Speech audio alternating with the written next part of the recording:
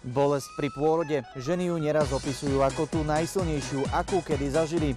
A čo vy muži, trúfali by ste si podobné trápenie vyskúšať? Existuje niečo ako bunky na lyžovanie, alebo dokáže sa to naučiť aj úplne nemehlo? Dokáže sa naučiť každý.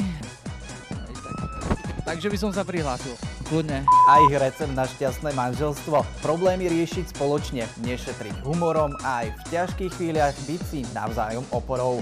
Marek Venčák, televízia Markíza. No.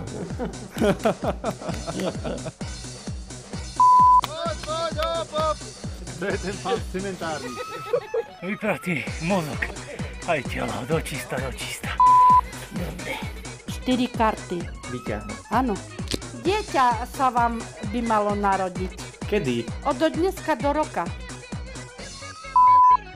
Nie, my to nejako neriešime. Počkaj, budem tu kvapka. Takého si nemal, ešte čo? Aj ty máš? Počkaj. No a astrológovia vidia toto nebeské rande ako zblíženie lásky a moci. Pre svet by to malo znamenať v najbližších dňoch stabilitu a pokoj. Marek Venčák, televízia Markíza.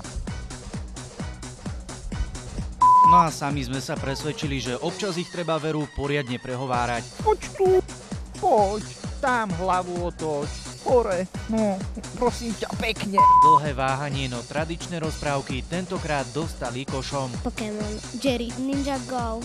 No tak toto ja už nepoznám. Vy ste už starí na rozprávky.